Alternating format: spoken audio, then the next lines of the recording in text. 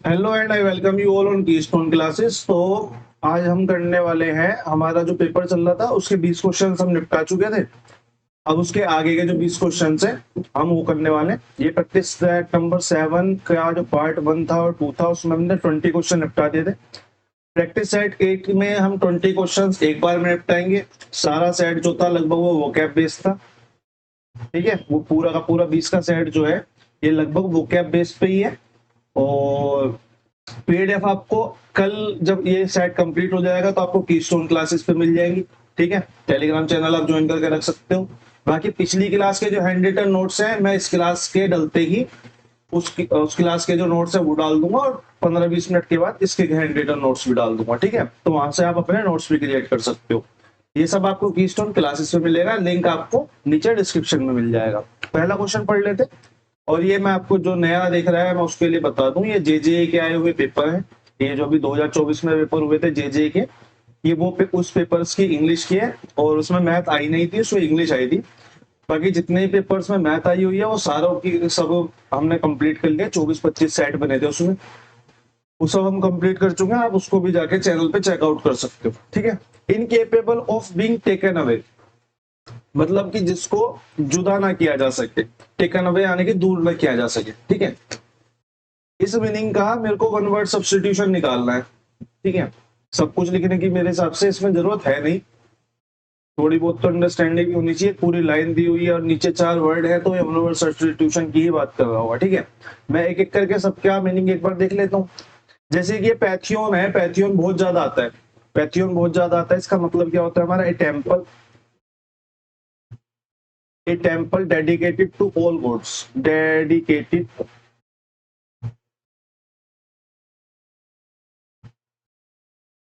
To all gods, जिसमें सभी देवी देवताओं की पूजा होती है।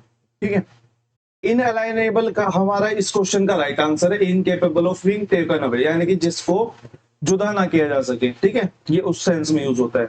नेचुरल प्राकृतिक होता ही है, इसका तो क्या ही लिखवाना है। ठीक है, ऑब्स्टिनेट जो है वो आपका वन वर्ड सब्स्टिट्यूशन में कम आता है, ये आपका सिनोनिम्स एंटोनिम्स में ज्यादा आता है।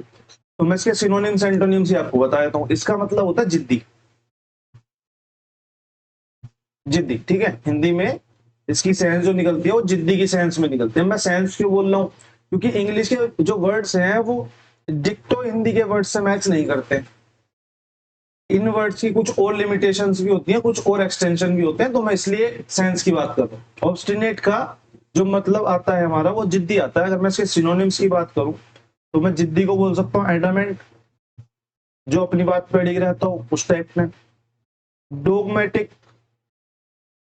जहां सो गए वहीं सो गए। ठीक है, जैसे कुत्ते होते हैं ना, जो जहां लेट गए वहीं लेट गए, वहां से उठेंगे नहीं। तो डोगमेटिक का मतलब यही हो गया, वहीं पड़े रहने की चीज है। हेड स्ट्रोंग, हेड स्ट्रोंग भी एक सिनोनिम्स हो सकता है इसका। ठीक है, और इनफ्लेक्सिबल, इनफ्लेक्सिबल। और एक एक वर्ड आता है आपका टेनासियस, ये आपका एक मेन वर्ड है। ठीक है, ये वर्ड आपका बहुत आता है टेनासियस, जिद्दी की सेंस में। ठीक है, क्वेश्चन नंबर 1 से हमको क्या क्या मिल गया? एक तो इस वर्ड का मतलब, एक इस वर्ड का मतलब, एक इस वर्ड का सिनोनिम्स एंटोनिम्स का केस। ठीक है, और क्वेश्चन नंबर 2 पे चलते हैं। ईडीएम का क्वेश्चन है। ठीक है, ईडीएम का क्वेश्चन है, goes out of his ways. Rita's English teacher, Rita's English teacher always go out of his way to help the student. Help करने के लिए वो अपने रास्ते से दूर जा रही है। रास्ते से दूर मतलब कि जो क्वेश्चन में लिखा हुआ है सिर्फ उसकी सेंस में पढ़े। वैसे तो ईडीएमएस का मतलब कुछ ना कुछ और होगा। रीता की जो टीचर है वो इंग्लिश पढ़ाने के लिए अपने रास्ते से दूर चली जाती है। किस सेंस में? हेल्प करने की सेंस में। या तो नेगेटिव सेंस होती है तो पॉजिटिव सेंस होती है। हमें को दिख रहा है यहाँ पे पॉजिटिव सेंस होगी। हेल्प कैसे करेगी? अब पढ़ लेते हैं, ऑप्शन पढ़ लेते हैं। मेरे को इसका मतलब नहीं पता, मैं उसकी बात कर रहा हूँ। ठीक है, मेक स्पेशल एफर्ट्स, बिल्कुल स्पेशल, एक टीचर को स्पेशल एफर्ट लगाने चाहिए अपनी शिक्षा क्या बोलते हैं डिलीवर करने में। तो मेक स्पेशल एफर्ट्स हो सकता है। कीप हिमसेल्फ अवे, ये तो हेल्प कर रही है तो अवे क्यों रहेगी? तो ये सेंस के हिसाब से गलत होता है। फॉलोज इनोवेटिव मेथड्स, इंग्लिश पढ़ाने में इनोवेटिव मेथड्स कहां से आ गए? मैथ पढ़ाने में हो सकते हैं, और मैक्सिमम जो होते हैं साइंस पढ़ाने में इनोवेटिव मेथड्स हो सकते हैं। Mountains maintain a good relationship, ये हो सकता है मेंटेन ए गुड रिलेशनशिप, लेकिन रिलेशनशिप से पढ़ाने का क्या मतलब है? रिलेशनशिप से पढ़ाने का क्या ही मतलब है? पढ़ाने के लिए जो एफर्ट किए जा रहे हैं वो ज्यादा अच्छे होंगे तो बेहतर होगा। अगर मैं इन दोनों ऑप्शंस की बात करूं, इन दोनों ऑप्शंस पे से अगर वो स्पेशल एफर्ट्स लगा रही है, रिलेशनशिप मेंटेन कर रही है, तो हेल्प किससे ज्यादा होगी? इससे ज्यादा होगी। तो हमारा आंसर क्या हो जाएगा? ऑप्शन नंबर ए, अगर हमको नहीं पता है तो। ठीक है, वरना अब आप इसे याद भी कर सकते हैं, go out of his veg, यानी कि मेक स्पेशल एफर्ट्स। ठीक है, क्वेश्चन नंबर 2 के बाद चलते हैं क्वेश्चन 3 पर। ये OWN जो लिखा है इसका मतलब है वन वर्ड सब्स्टिट्यूशन का क्वेश्चन है। A list of businesses matters at a meeting, एक मीटिंग में एक लिस्ट हो जो बिजनेस मैटर्स की हो, ठीक है, उसको हम क्या कहेंगे? एक एक करके सब वर्ड होगी, एक बार वो देख लेते हैं। अब प्रोस्पेक्ट जो होता है वो हमारा सिनोनिम्स एंटोनिम्स में ज्यादा यूज होता है, तो मैं इसका सिनोनिम्स एंटोनिम्स ही बताऊंगा। ठीक है, इसका मतलब होता है संभावना, संभावना या संभावित। प्रोस्पेक्ट आपने ये देखा भी होगा, कॉलेज में पढ़ते हैं। ठीक है, संभावित इस तरीके से चीजें हमारे कॉलेज में है, इस तरीके से हमारी फीस स्ट्रक्चर है। ठीक है, ये संभावना की सेंस में यूज होता है। अगर मैं सिनोनिम्स की बात करूं तो इसका हो जाएगा लाइकलीहुड, लाइकलीहुड। ठीक है, होप, ये तो जनरल सा कुछ हुआ है। एक्सपेक्टेड हो सकता है, एक्सपेक्टेशन हो सकता है, सॉरी एक्सपेक्टेशन हो सकता है, नाउन आएगी। ठीक है, एंटिसिपेशन हो सकता है, एंटिसिपेशन हो सकता है। ठीक है, ये आपके 4 वर्ड सिनोनिम्स के हो गए। अब ये आपका होमवर्क है, जिन भी वर्ड्स के मैं सिनोनिम्स आपको कराता हूं उनके एंटोनिम्स आप मेरे को कमेंट सेक्शन में मार्क करो, जिससे कि आपका रिवीजन हो। ठीक है, नीचे कमेंट सेक्शन में अपनी तरफ से 2 3 4 एंटोनिम्स जो भी आपको समझ में आए या फिर आप ढूंढ के निकालो और उनको एक बार कमेंट सेक्शन में मार्क करा करो, जिससे कि आपकी प्रैक्टिस होगी। अगर मैं सिग्निफिकेंस की बात करूं तो सिग्निफिकेंस का मतलब क्या होता है, ये तो पता होना चाहिए। सिग्निफिकेंस का मोटा मोटा मतलब होता है इंपॉर्टेंस, किसी को इंपॉर्टेंस देना, सिग्निफिकेंस होना किसी चीज की। ठीक है, इसका सिनोनिम्स एक जो बहुत अच्छा सिनोनिम्स बन सकता है वो बन सकता है कॉन्सिक्वेंस, कॉन्सिक्वेंस। ठीक है, और हो सकता है सब्सटेंस। ठीक है, ये इसके सब सिनोनिम्स बन सकते हैं। ठीक है, सिनोनिम्स बोल लो और अर्थ बोल लो, इंपोर्टेंस से पता चल जाएगा। एडेंडम का क्या मतलब होता है? एडेंडम का मतलब होता है, इसका मतलब क्या होता है? इसका मतलब होता है जैसे कि कोई प्रिंटिंग के, जैसे कि मैंने कोई बुक छपवाई, बुक मेरी पूरी लगभग रेडी हो गई, लेकिन मेरे को उसमें कुछ प्रिंटिंग में कुछ एरर नजर आ रही है और मैं उसको चेंज करा रहा हूँ। ठीक है, तो उसका मतलब एडेंडम होता है। ठीक है, इसका एक वो भी होता है, मैं बाद में बताऊंगा। इसके इसकी इस पे बेसिक एरर भी आती थी बहुत पहले, अब तो शायद वो आनी बंद हो गई है। ठीक है ना, तो एडेंडम का अगर आपको आता है तो ये आपका वन वर्ड में आएगा। तो इस ये वन वर्ड में कैसे आएगा? एन एडिक्शन ना, an addition, an addition required to be made to ए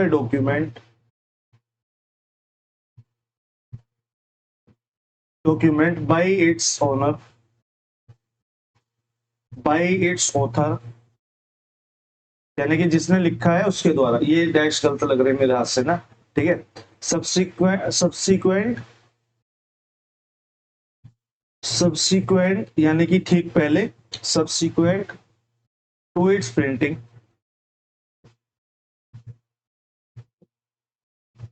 मतलब कि प्रिंटिंग से ठीक पहले डॉक्यूमेंट्स में कुछ रिक्वायर्ड हो चेंज के लिए। ठीक है, रिक्वायर्ड द एन एडिशन, यानी कि कुछ ऐड करना हो प्रिंटिंग से ठीक पहले किसी डॉक्यूमेंट में उसके ऑथर के द्वारा, और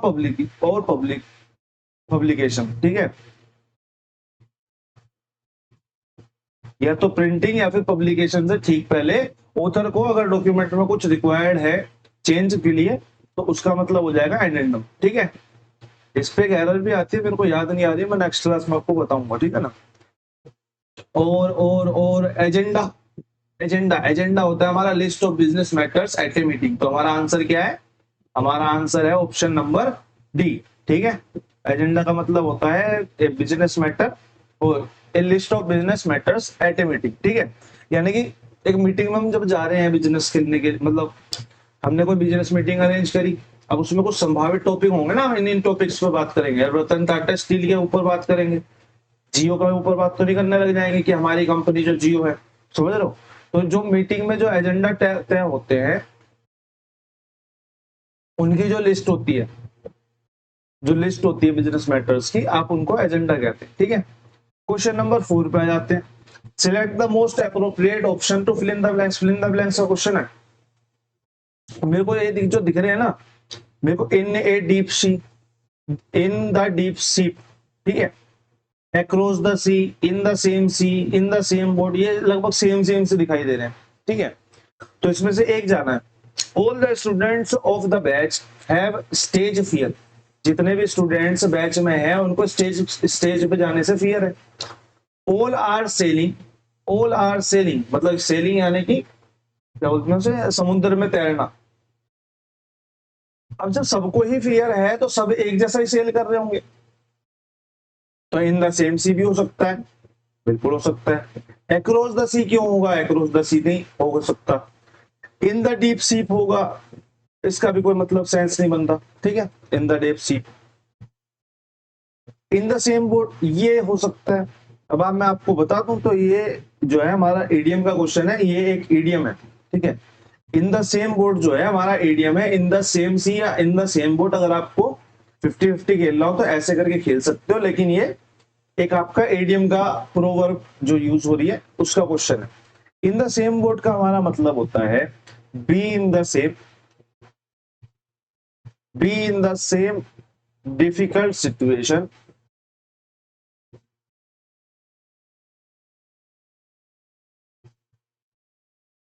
B in the same difficult situations as others.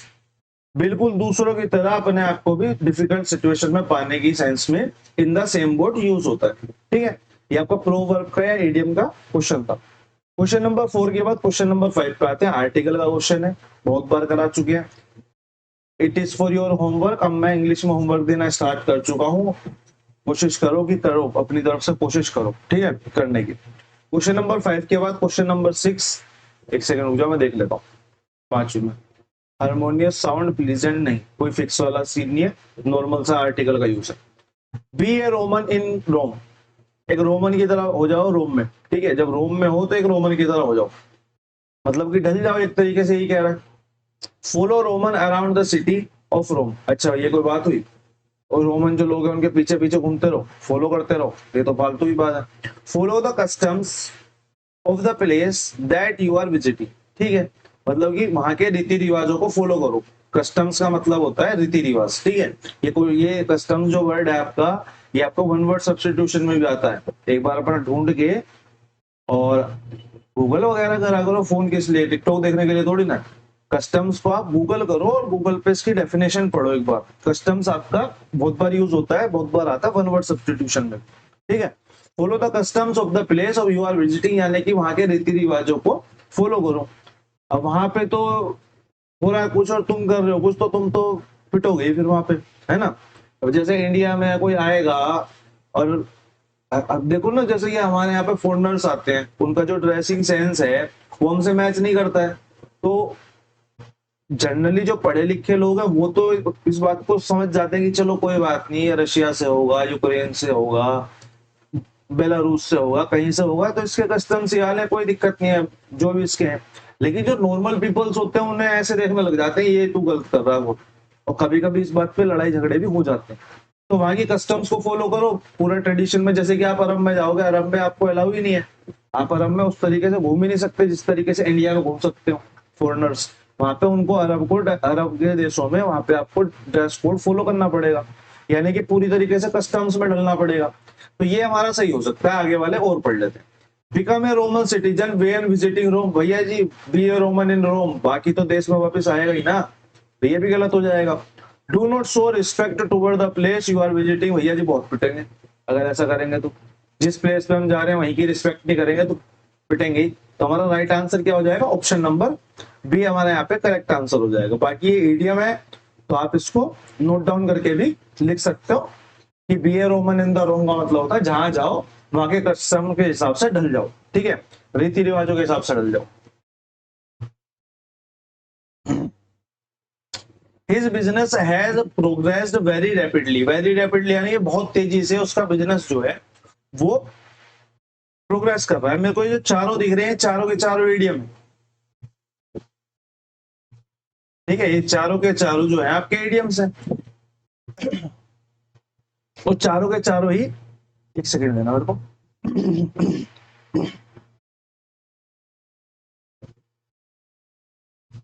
चारों के चारों ही आपके एग्जाम्स में मल्टीपल टाइम्स आ चुके हैं, ठीक है, तो हमें सबका मतलब पता होना चाहिए। तो बाय लीप्स एंड बाउंड्स का मतलब तो यही होता है, जो इसका आंसर है हमारा वेरी रैपिडली, बहुत तेजी से, ठीक है। बाय हुक एंड क्रुक का मतलब होता है बाय एनी मीन्स नेसेसरी, किसी भी तरीके से, बाय एनी मीन्स नेसेसरी, ठीक है। अब आएगा ये बाय एनी मीन्स नेसेसरी और आप किसी भी तरीके से याद करके चले जाओगे तो भी काम नहीं चलेगा। इंग्लिश को हिंदी इंग्लिश में पढ़ने की बजाय इंग्लिश इंग्लिश में पढ़ने की कोशिश करो, इंग्लिश इंग्लिश में ही आपका सुधार हो सकता है। क्या बिगिनर क्या करेंगे, वो कुछ भी पढ़ेंगे ना उसका फिर पहले हिंदी मीनिंग निकालेंगे, फिर हिंदी मीनिंग को याद करने की कोशिश करेंगे। नहीं भाई, इंग्लिश को लैंग्वेज की तरीके से ट्रीट करो, अपनी मदर टंग में मत लो। वो लैंग्वेज अलग ही है, वो जो टाइम था वो अलग था, जब दूसरी चौथी पांचवी क्लास में पढ़ा करते तब भी आपकी इंग्लिश की बुक में हिंदी का कुछ नहीं होता था। ये तो पता नहीं 9वीं 10वीं में एक सप्लीमेंट्री बुक्स आने लग गई जिनका इंग्लिश लिखी होती थी नीचे हिंदी लिखी होती थी, हमारी उससे वहां से आदत खराब हो गई है। मेरे को ऐसा लगता है कि हमारी जो आदत है वो वही 9वीं 10वीं 11वीं 12वीं की जो सप्लीमेंट्री बुक्स आती थी जिनमें ऊपर इंग्लिश लिखी होती थी नीचे हिंदी लिखी होती थी, वहां से आदत खराब हुई है इंग्लिश हिंदी पढ़ने की। नहीं, हमें इंग्लिश को इंग्लिश की तरीके से पढ़ना है ना भाई, वहां की कैट जो कैट है, हमारी बिल्ली जो बिल्ली है, हमें कोई मतलब नहीं है। ये लैंग्वेज बिल्कुल अलग है, वो लैंग्वेज बिल्कुल अलग है। अब वहां पे बहुत सारे मीनिंग आ जाते हैं, वहां कैट के इडियम्स बन जाते हैं, तो वो आपको तभी सेंस बैठाएंगे ना जब आप कैट को वहां की कैट के हिसाब से पढ़ोगे, ठीक है। बाय वर्च्यू ऑफ का अगर मैं बात करूं तो बाय वर्च्यू ऑफ जो आता है वो आता है on account of, on account of यानी कि इसका मतलब होता है हमारा के आधार पर, के आधार पर, बाय वर्च्यू ऑफ, ठीक है, के आधार पर मतलब कि जैसे कि अगर मैं एग्जांपल की बात करूं तो मैं छोटा सा एग्जांपल अगर आपको बोलूं, the candidate is selected by virtue of his behaviour, ठीक है, ऐसे ऐसे करके आप कर सकते हो, यानी कि कैंडिडेट जो है वो सिलेक्ट हुआ है अपने व्यवहार की वजह से, ठीक है, इस तरीके से आप यूज कर सकते हो। बाय फिट्स एंड स्टार्ट्स की अगर मैं बात करूं, बाय फिट्स एंड स्टार्ट्स इसका मतलब, देखो बाय फिट्स एंड स्टार्ट्स मेरे को याद नहीं आ रहा, बाय फिट्स एंड स्टार्ट्स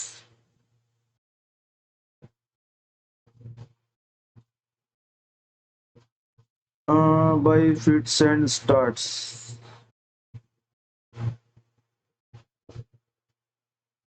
मतलब कि इसका मतलब वही हो सकता है बाय फिट्स एंड स्टार्ट्स यानी कि इरेगुलर कह सकते हैं, ठीक है, इरेगुलर कह सकते हैं इसको। आप अपने हिसाब से एक बार सर्च कर लेना, मेरे को ठीक से याद नहीं आ रहा ये आता कैसे, लेकिन काफी अच्छा आता है। अगर आपके पास ब्लैक बुक होगी या एमबी की कोई भी बुक होगी, कोई भी आपके पास पीवाईक्यू होगा एसएससी का, उसके आपको उसमें बी वाले वर्ड्स में सारे के सारे मिल जाएंगे, ठीक है।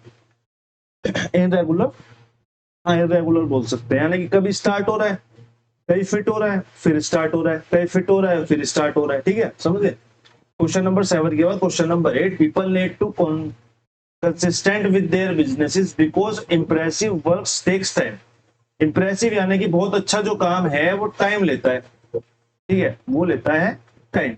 अभी जो नीचे वर्ड लिखे हुए हैं ये भी हमें को ईडीएम ही नजर आ रहे हैं, सारे सारे तो नहीं, मतलब कुछ तो इंपोर्टेंट नजर आ ही रहे हैं। No one can jump the gun, no one can jump the gun, तो ये जो जंप द गन है ये ईडीएम की तरह यूज होता है, ठीक है। इसका मतलब क्या होता है, इसका मतलब होता है to start doing something too soon, to start doing something too soon, यानी कि बहुत जल्दी कुछ स्टार्ट कर देना, गोली चलने से पहले स्टार्ट कर दो, है ना, वो वाला उस सेंस में। जैसे कि ये जो ईडीएम स्टार्ट हुआ है वो ओलंपिक में जो गोलियां वोलियां चलती है ना, उस सेंस में स्टार्ट हुआ है, ठीक है। देयर इज ओनली वन सन, यानी कि यहाँ पे एक लौता यही है, मतलब कि मोस्ट इंपोर्टेंट या यूनिक बोल सकते हो, ठीक है,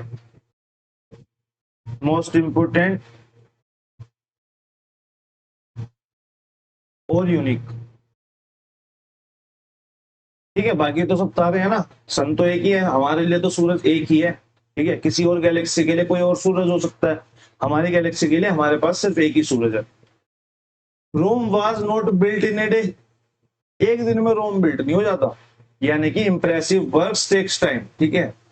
इसका सीधा सीधा मतलब ये है कि टाइम लगता है चीजों को होने में, अच्छी चीजें होने में, क्योंकि रोम बहुत अच्छी जगह है, रोम को ब्यूटीफुल सिटी का दर्जा दिया जाता है, मोस्ट ब्यूटीफुल सिटी का, ये बहुत अच्छी जगह, बहुत पहले से बिल्ट है।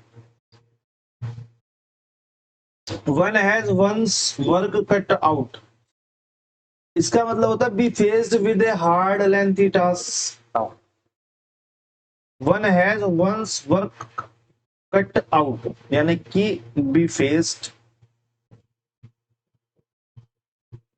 With a hard lengthy task, hard और lengthy task,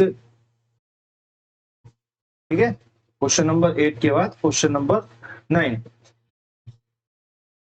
the doctor decided to conduct the surgery on the patient at the 11th hour, at the 11th hour, at the 11th our का मतलब होता है बिल्कुल आखिरी समय पे, बिल्कुल आखिरी समय पे, ठीक है। ये इडियम ऐसे ही यूज होता है, 12वां घंटा होने से पहले, ठीक 12वां घंटा होने से पहले स्टार्ट करना कुछ भी। तो डॉक्टरों ने डिसाइड करा सर्जरी के लिए जब पेशेंट अपने आखिरी समय पे था, बिल्कुल लास्ट मोमेंट पे था, तब उसकी सर्जरी के लिए उन्होंने डिसाइड करा। तो इसका इडियम का मतलब सीधा सीधा है एट लास्ट मोमेंट, बिल्कुल लास्ट मोमेंट पे स्टार्ट करना।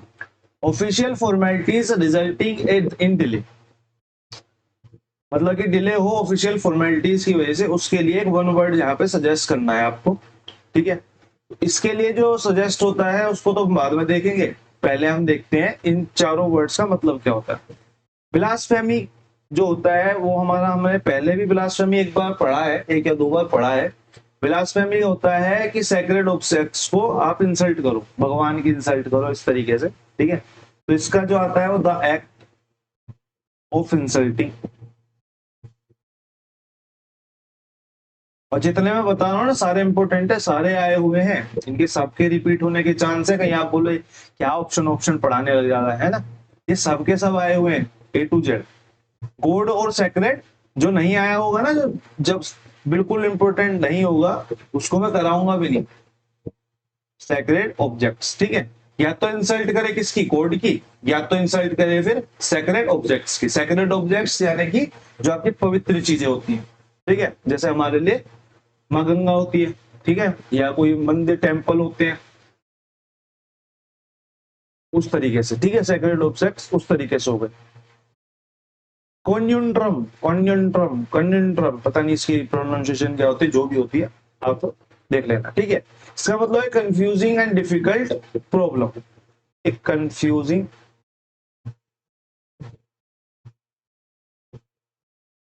एंड डिफिकल्ट प्रॉब्लम,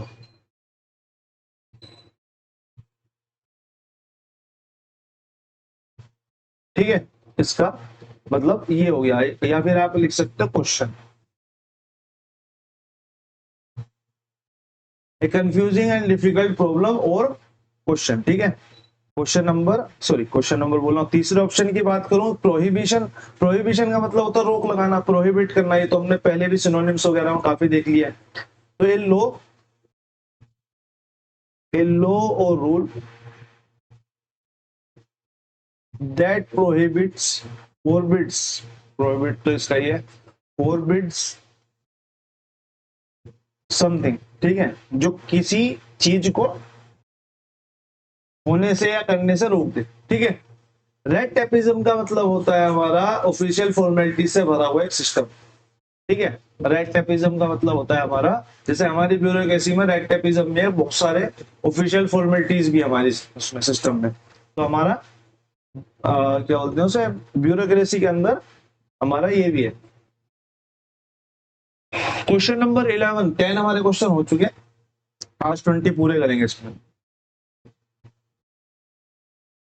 अब ये जो 4 वर्ड है ये बहुत ज्यादा खतरनाक वर्ड है, मैं बताऊं, ये वो था जिसमें चूज करने में बहुत ज्यादा दिक्कत आने वाली थी, क्योंकि बहुत छोटा छोटा सा डिफरेंस है इनमें सब में। A small group of persons belonging to a body, एक स्मॉल ग्रुप है पर्संस का जो बिलोंग करता है किसको, एक बॉडी कुछ भी हो सकती है, किसी भी तरीके की संस्था को यहाँ पे बॉडी कहा गया है, ठीक है। अब इंग्लिश पढ़ोगे और बॉडी का मतलब शरीर याद कर लोगे तो वहां पे गड़बड़ हो जाएगी, मैं जो आपको बता रहा था ना, बहुत सारी चीजें सेंस के हिसाब से भी यहाँ पे डिपेंड करती हैं। जैसे क्लिक की बात करूं मैं, इसका जो फुल फॉर्म वो आएगा, सॉरी ये वन वर्ड की तरह जब यूज होगा, ये यूज होगा एक स्मॉल बॉडी, एक सेकंड देना पता नहीं गले में दिक्कत होगी।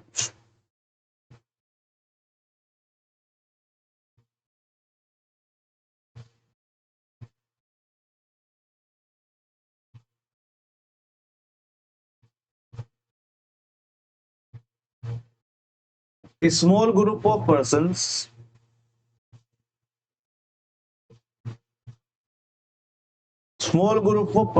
और people with the same interest with the same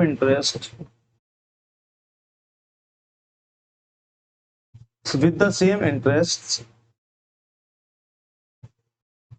और एक और कैरेक्टरिस्टिक होता है who does not want या do not want, who do not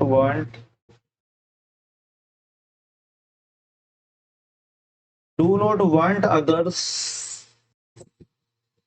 to join their group, ठीक है। एक क्लोज ग्रुप की बात कर रहा है, जो चाहते ही नहीं है कि इनके ग्रुप में कोई शामिल हो, देयर ग्रुप, ठीक है। तो क्लिक का मतलब क्या हुआ, small group of persons peoples with the same interest who do not want others to join the group, ठीक है। स्मॉल ग्रुप ऑफ पर्संस, ठीक है। और इसका जो क्लोजेस्ट एक और आता है, ये होता है कोटरी ऐसी जो कुछ प्रोनाउंसिएशन है, मेरी प्रोनाउंसिएशन बहुत वीक है, हिंदी मीडियम का मैं पढ़ा हुआ हूँ, ठीक है। तो मेरी प्रोनाउंसिएशन पे बिल्कुल ध्यान नहीं देना, जो मैं लिख रहा हूँ वो ठीक लिख रहा हूँ, बस इतनी गारंटी। तो कोटरी का मतलब होता है small group of person, small group of people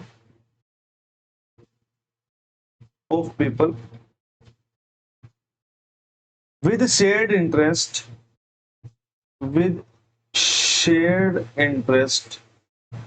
दोनों का मतलब एक ही है, सेम इंटरेस्ट और शेयर्ड इंटरेस्ट का मतलब यहाँ पे एक ही है, ठीक है। और tests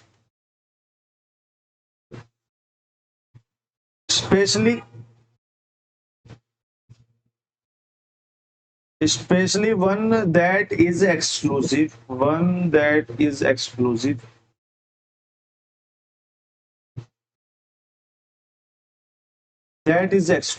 of other peoples,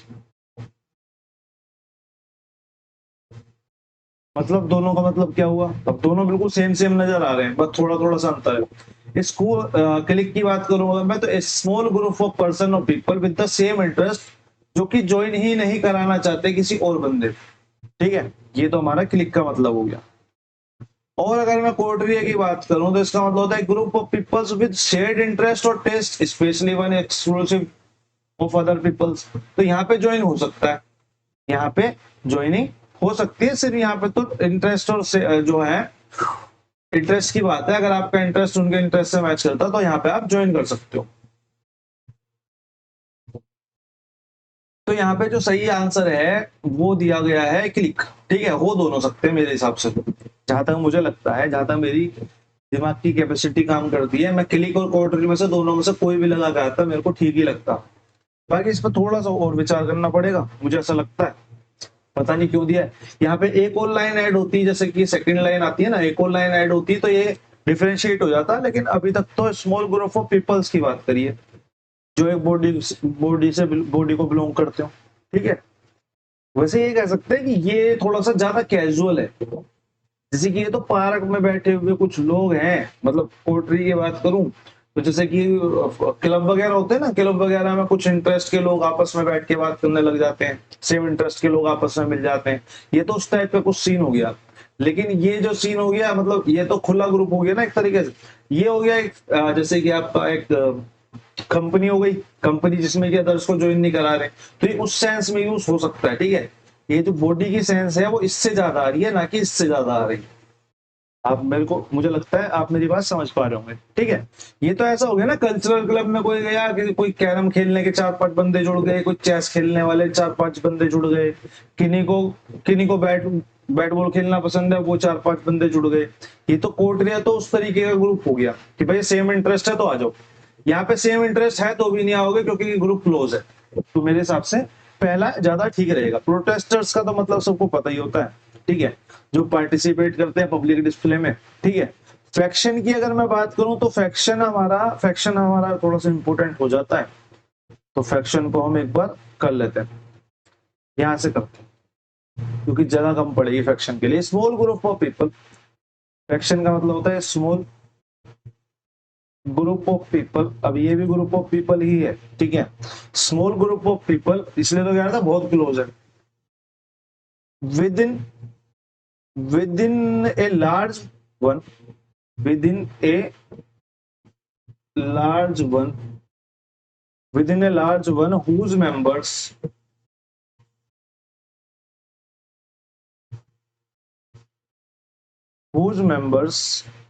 have some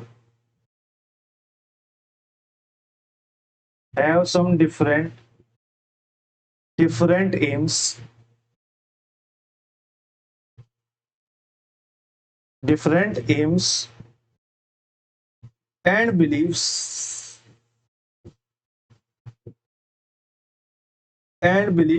to those of the group।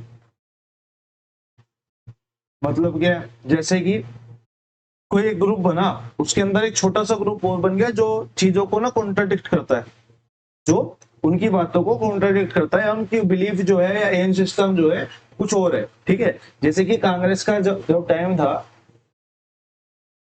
आप लोग जीएस वगैरह पढ़ रहे होगे, आपके एग्जाम के लिए वो भी बहुत ज्यादा जरूरी है, ठीक है ना।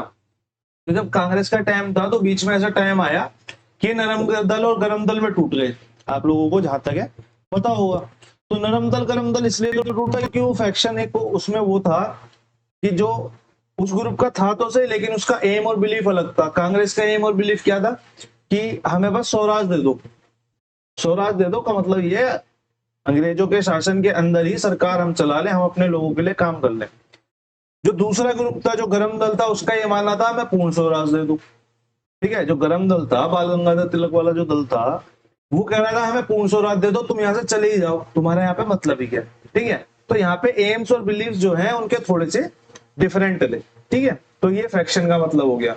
जब आप इंग्लिश में जीएस को पढ़ोगे तो आपको नरम दल और गरम दल के साथ ये फैक्शन वर्ड दिखाई देगा, ठीक है। मैंने इसलिए रेफरेंस दिया आपको क्योंकि मैंने भी वहीं से पढ़ा था, ठीक है। क्वेश्चन नंबर 11 के बाद क्वेश्चन नंबर 12 आते हैं। द यंग ऑफ स्वान। स्वान हमारा होता है क्या? स्वान हमारा होता है हंस, ठीक है।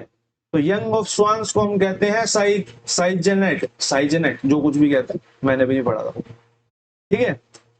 साइजेनेट ये जो होता है हमारा यंग ऑफ स्वान होता है, ठीक है। शेओल का अगर मैं मतलब जानूं तो ये होता है बहुत सारी मछलियां, ये हमारा वन वर्ड में काफी आता है, ठीक है। A large number of fish,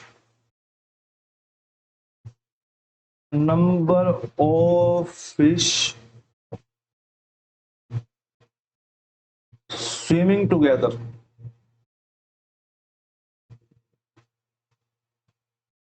जो सैल्मन मछली आपने अगर देखी हो ना, डिस्कवरी वगैरह चैनल आपको देखने का शौक हो, या फिर एनिमल एनिमल्स में थोड़ा इंटरेस्ट हो, तो जो हमारी मछली होती है वो सैल्मन, सैल्मन जो होती है वो ग्रुप में ट्रेवल करती है। जैसे कि वेल्स होती हैं, वो जो वेल्स नहीं करती, सॉरी, डॉल्फिन्स जो होती हैं, डॉल्फिन्स भी ग्रुप में करती हैं, ट्रेवल जो करती हैं, ठीक है। हैचलिंग की अगर मैं बात करूं तो हैचलिंग का मतलब होता है, हैचलिंग का मतलब होता है हैच करना, हैच करने का मतलब होता है कुछ चीज निकालना, ठीक है, निकालना है, निकलना। तो ये जो मतलब कि जब अंडे से बच्चा निकलता है ना, अंडे से जब बच्चा निकलता है उसे तोड़ता हुआ, अंडे के फूल को तोड़ता हुआ, वहां पे ये वर्ड यूज होता है हैचलिंग, ठीक है। तो इसका अगर मैं मतलब बात करूं, ये आएगा कैसे, a body bird, a body of bird, body of bird, bird that's just, that just hedged from an egg, from an egg, ठीक है, अभी अभी बस अंडे से निकला ही निकला है, ठीक है। तो ये हैचलिंग हो गया। गैसोलाइन का अगर मैं बात करूं तो गैसोलाइन, ये क्या होता है, हंस होता है, हंस के बच्चे को साइगोट कहते हैं। गैसोलाइन की अगर मैं बात करूं तो बत्तख के बच्चे को क्या बोलते हैं, गैसोलाइन बोलते हैं। A young of goose, a young of goose, ठीक है, ये हमारा गैसोलाइन हो गया। क्वेश्चन नंबर 12, चारों के मतलब हमें पता चले गए। पांचवे पे चलते हैं, पांचवा दोबारा से, चारों के मतलब हमको पता करने पड़ेंगे, हमारी मजबूरी है, क्योंकि ये सारे के सारे आते हैं। ट्रेम्बल और shake with a slight rapid motion, ठीक है, ट्रेम्बल और shake with a slight rapid motion, quiver, ठीक है, क्यूवर, क्योंकि बाकी तीनों को हम एक एक बार देख चुके हैं पीछे क्लासेस में। जिसने भी नहीं देखी वो पीछे की क्लासेस देख लो, मैं बहुत चीजें करा चुका हूँ अभी तक, मतलब मैंने 4-5 पेपर कराए हैं, और हर पेपर में लगभग 2-3 वो गैप तो हमारी सिमिलर सी में दिख रही है, ठीक है। क्यूवर का मतलब तो यही हो गया। अब अगर मैं स्टोइक की बात करूं तो स्टोइक हम पहले भी 2 बार देख चुके हैं। इसका क्या मतलब होगा, a person who can endure, who can endure pain और हार्डशिप, जिसे पेन वगैरह से फर्क ना पड़े, पेन और hardship, hardship without showing there,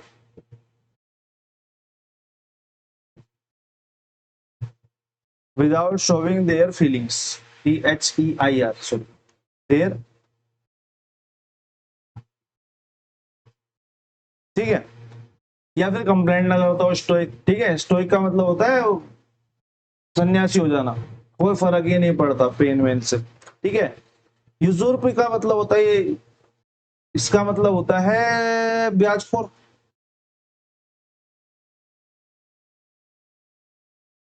नहीं नहीं नहीं, इसका ब्याजखोर नहीं होता, इसका मतलब, इसका मतलब ब्याजखोर नहीं होता यार, इसका मतलब होता है हड़पना, सॉरी, हड़पनीति, हड़पना, मतलब किसी से कोई चीज फोर्सफुली ले लेना, to take something, take somebody's position, some, अरे रे, somebody's position, somebody's position or power, मतलब या तो दोनों चीजें, या तो सिर्फ पोजीशन या तो पावर, बात तो दोनों एक ही कॉम्प्लीमेंट्री होती है, ठीक है। Without having the right to do it, having the right to this, do do this, ठीक है, यानी कि किसी से किसी की पोजीशन या पावर हड़प लेना बिना राइट के, ठीक है, यानी कि सीधा सीधा ये यूज होता है हड़पने के सेंस में, जैसे अंग्रेजों ने हड़प नीति चलाई थी, ठीक है। और जैसे कि कोई सेनापति अपने राजा को मार के उसका राज्य हड़प लेता था, ये उस सेंस में यूज होता है। किलाम का मतलब होता है, किलाम एक सेलफिश होती है, ठीक है, किलाम एक फिश का टाइप है, बस इतना याद रख लो, फिश टाइप है। या पूरा लिखवाना है, चलो लिख ही लो। A type of fish, type of fish, type of, type of shellfish, shellfish जिनके शेल होते हैं, ठीक है, type of shellfish that can be eaten, that can be eaten, एक टाइप के शेलफिश जिसको खाया जा सकता है। ठीक है, क्वेश्चन नंबर 13 के बाद क्वेश्चन नंबर 14, इसके भी चारों वर्ड जो है वो, एक सेकंड,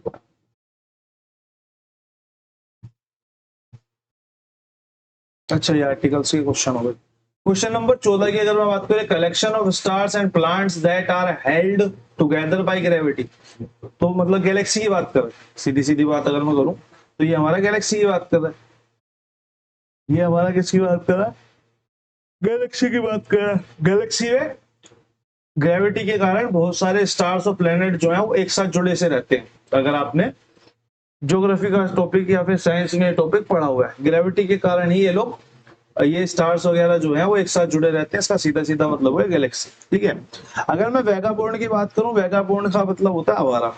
ठीक है, जैसे कि एग्जांपल मैं नहीं देना चाहता। ठीक है, a person without A home और job, or job, who keeps traveling,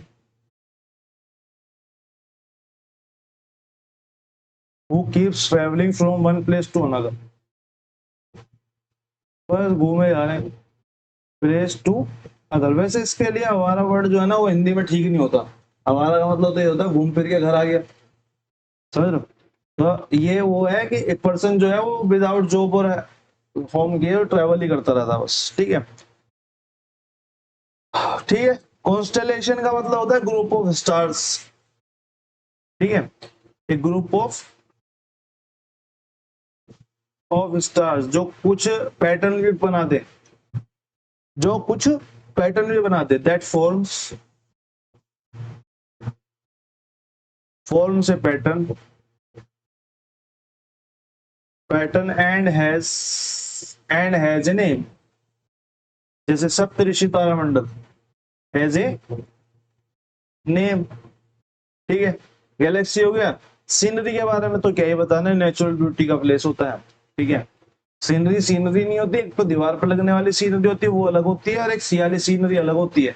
ये जो सीनरी है वो नेचुरल ब्यूटी की सीनरी है। आप हिमालय की गोद में चलेगा और आपको एक व्यू मिलता है, उसे हम सीनरी कहते हैं, ये वाली सीनरी है।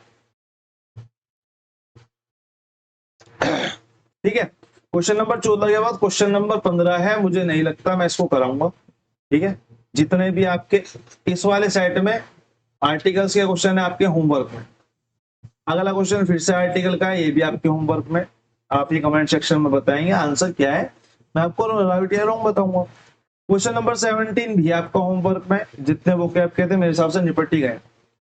नहीं, 18वां बच गया भैया, 18वां बच गया। Blowing hot and cold, no one likes Alfie as he keeps blowing hot and cold about everything. ठीक है, हॉट एंड कोल्ड का यहाँ पे जो मतलब है, ये जो हॉट एंड कोल्ड है ये हमारा इडियम है, तो इसका मेरे को मतलब बताना है। अब ये रेड पूरा इसलिए है क्योंकि ये क्वेश्चन में दिया ही ऐसे हुआ था, ये क्वेश्चन में दिया ही ऐसे हुआ था, ये पूरा का पूरा मार्क करके दिया हुआ था, इसलिए मैंने ये पूरा रेड कर रखा। मैंने अपने मन से कुछ नहीं करा, जैसा कि उसमें दिया हुआ था लगभग वैसा ही मैं प्रेजेंट करने की कोशिश कर रहा हूँ। ठीक है, तो ब्लोइंग हॉट एंड कोल्ड या फिर हॉट एंड कोल्ड का क्या मतलब होता है, कीप चेंजिंग देयर एटीट्यूड। ठीक है, हॉट एंड कोल्ड का मतलब होता है कीप चेंजिंग देयर एटीट्यूड। अब कीप चेंजिंग देयर एटीट्यूड का मतलब तो ठीक है, पर क्या कर सकते हैं, क्या कर सकते हैं, इसमें ऑप्शन कौन सा है। स्टेइंग स्ट्रॉन्ग तो नहीं है, चेंजिंग की बात हो रही है, changing is a perspective constantly, ये हो सकता है। पार्टिसिपेटिंग इन डिफरेंट एक्टिविटीज, भैया जी ये तो नहीं हो सकता। Displaying the final trial of the patience, ये भी नहीं हो सकता। तो ऑप्शन नंबर बी हमारा यहाँ पे राइट आंसर हो गया। हॉट एंड कोल्ड का मतलब आप लिख के अपना दिमाग में याद कर लीजिए। Question number 19, absence makes the heart grow fonder. Absence जो है वो दिल की धड़कनें बढ़ा देती है। ठीक है, तो you feel better when someone is absent, नहीं नहीं नहीं नहीं नहीं नहीं नहीं नहीं नहीं भैया, बहुत बुरा लगता है। ठीक है, उस सेंस की बात कर रहा है ये। There is something nothing great than like living in loneliness, नहीं हार्ट ग्रो फोल्डर का मतलब होता है, फोल्डर का मतलब होता है ओ, मतलब कि क्या बोलते हैं उसे, ओवरवेल्म हो जाना कि कोई नहीं है पास, उस सेंस की बात हो रही है यहाँ पे। ठीक है, किसी की एब्सेंस में ये होता है कि भैया तुम क्यों नहीं हो। You feel more affection for those you love when you live in company. Live in company नहीं है, एब्सेंस की बात हो रही है, एब्सेंस की बात हो रही है। You feel more affection for those, अब इसमें इसमें क्या क्या अंतर है, you love when you are parted from them, यानी कि उनसे दूर हो। यहाँ पे तो साथ में हो तब क्यों अफेक्शन फील होगा, तब तो कोई फर्क ही नहीं पड़ता। लेकिन जब दूर होते हो तो पार्टेड फ्रॉम देम होते हो तो मोर अफेक्शन यू फील होता है। ऑप्शन नंबर 4 हमारा यहाँ पे राइट आंसर हो जाएगा। क्वेश्चन नंबर 19 इसमें इसलिए है क्योंकि शायद इसमें एक क्वेश्चन आपका उसका होगा, पैराजंबल का होगा। ठीक है, अगले सेट के 10 क्वेश्चन हो जाते हैं और उसके बाद हमारा जो ये सेट है ये कंप्लीट हो जाएगा और मैं कल इसको आपका अपलोड कर दूंगा। ये वाली क्लास थोड़ी लंबी हुई है, कल वाली क्लास फिर थोड़ी सी छोटी होगी इसके मुकाबले। और हैंड रिटन नोट्स में अभी आपके डाल देता हूँ, अभी मैं, मेरे को 5-7 मिनट लगेंगी, मतलब ये क्लास डल भी जाएगी उसके बाद ही आएगा, उससे बहुत पहले आ जाएगा। ठीक है, बाकी आपसे आप लोगों से मिलते हैं फिर कल। अभी के लिए सी यू, टाटा, बाय बाय।